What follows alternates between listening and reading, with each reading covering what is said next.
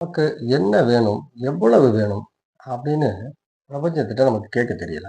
So, நம்ம பிரபஞ்சத்திட்ட யூனிவர்ஸ்ட்ட connect பண்ணி கேட்கிற விதம்னு ஒண்ணு இருக்குது.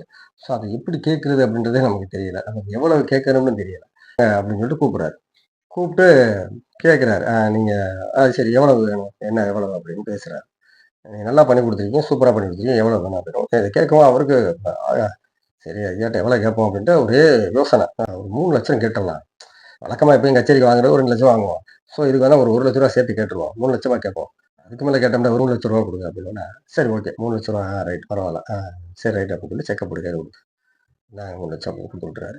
ஆ சொல்லி தான் குடுக்குறாரு. நீங்க வந்து ரொம்ப சூப்பரா பண்ணியிருக்கீங்க. அற்புதமா பண்ணியிருக்கீங்க. பரவால்ல அப்படின்னு சொல்லி குடுத்து விட்டுறாரு.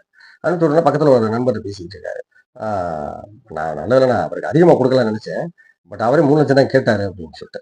ஸோ அத கேட்ட உடனே அப்போ அவரு நான் ஃப்ரெண்ட் கேட்கிறாரு. எப்படி என்ன அதிகமா அப்படின்னா, இல்ல இல்ல ரொம்ப அற்புதமா கச்சேரி பண்ணாருல்ல. ரொம்ப அருமையா பண்ணாரு. ஸோ நான் ஒரு 5,00,000 குடுப்போம் அப்படின்னு நெனச்சேன். பட் அவர் 3,00,000 போதும்ட்டாரு அப்படின்னு சொல்லி சொல்லவும் சொல்றாரு. இது சரி. இதுதான் நம்ம லைஃப்ல நடக்கிறது. இப்ப பிரபஞ்ச சக்தின்றது பார்த்தீங்கன்னா, நம்ம எவ்வளவு கேட்டாலும் குடுக்கக்கூடிய அளவுல தான் இருக்குது. உண்மையிலேயே நீங்க ஃபர்ஸ்ட் நம்ம வந்து ஒரு ஒரு பெரிய ஒரு பணக்காரன் ஆகணும் அப்படின்னா, அதுக்கான மைண்ட் செட் நம்மட்ட முதல்ல செட் ஆகணும். ஆமா. அதுதான் ரொம்ப முக்கியம். அந்த மைண்ட்